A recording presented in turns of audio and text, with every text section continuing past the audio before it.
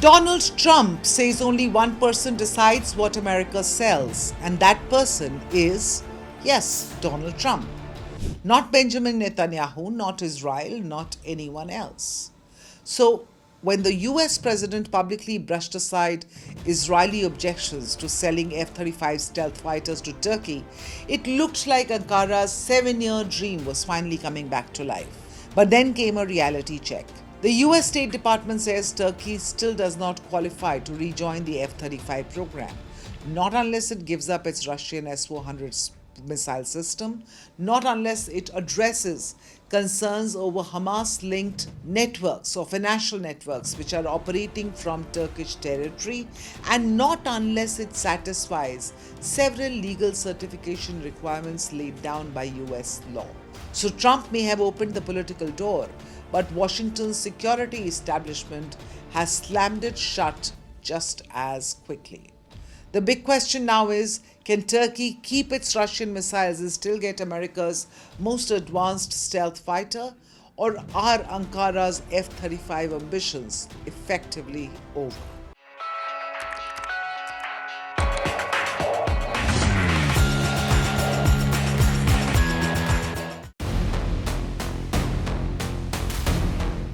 Trump has done something very few American presidents have said so bluntly in public. Asked about Israeli PM Benjamin Netanyahu's reported opposition to selling F-35 stealth fighters to Turkey, Trump said, "Nobody tells me what we should be selling." Prime Minister Netanyahu opposes sending F-35s to Turkey. Are you going to tell? Look, Turkey's been a great ally for me, and I think he's done a very good job. Did a good job with Syria. He's a friend of mine. Nobody tells me what we should be selling and not. Turkey has been a tremendous ally to me. It's up to Turkey. Turkey's not a big fan of Israel. You know that, right? And not a big fan of Bibi. But he is. They've been great for me. Turkey has been great. Very powerful country, by the way. Tremendous military. Very big military. Very powerful military. Has a lot of great equipment. It was a clear message. America's weapons sales, Trump suggested, will be decided in Washington, not Jerusalem. For Turkey, it sounded like the biggest breakthrough in years. After all, Ankara had spent years trying to get back into the F-35 program after being thrown out in 2019. But while Trump was making headlines, his own administration was quietly delivering a very different message. The US State Department has made it clear that America's policy on Turkey and the F-35 has not changed. In a letter to Congressman Wesley Bell this week, the State Department said US policy remains fully consistent with America's sanctions law, that is the CAATSA, and the fiscal year 2020 National Defense Authorization Act. So in simple terms, Turkey cannot re-enter the F-35 program while it continues to possess the Russian-made S-400 air defense system. The letter says Turkey must no longer possess the S-400 or any associated equipment, provide assurances that it won't acquire the system again, and meet all other legal certification criteria. And that's not the only hurdle. The State Department also flagged continuing concerns over Turkey's Hamas-linked financial activity, including informal money transfer networks and alleged financing channels linked to Hamas's military wing.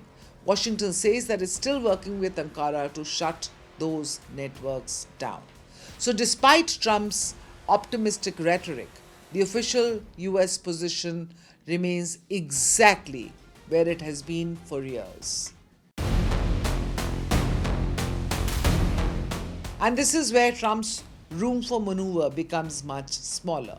Because in 2019, Congress effectively blocked F-35 sales to Turkey after Ankara purchased the Russian S-400 air defense system. Washington's concerns were straightforward. The F-35 is America's most advanced stealth aircraft. US officials argued that operating it alongside Russian-made S-400 radar could expose sensitive information about the aircraft's stealth capabilities to Moscow. Now, that legal restriction exists still today.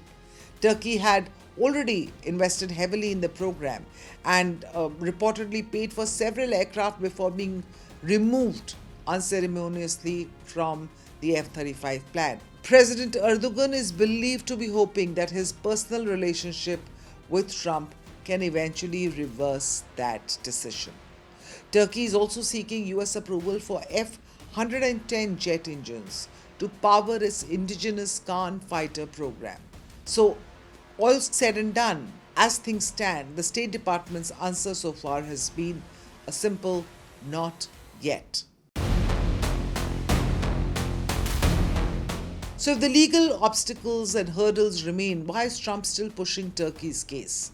Because from Trump's perspective, Ankara has become strategically useful. The same State Department letter that I referred to earlier credits Turkey with playing an important role in advancing US diplomacy in Gaza by using its contacts with Hamas political leadership during ceasefire negotiations.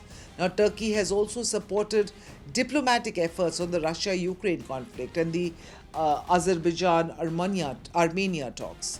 In other words, Ankara has become a country that Washington increasingly needs to engage with, even if it does not fully trust Turkey.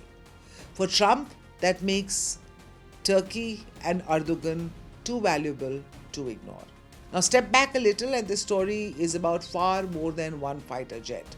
It reveals the growing gap between presidential politics, which is really Trump's politics, and the American legal system.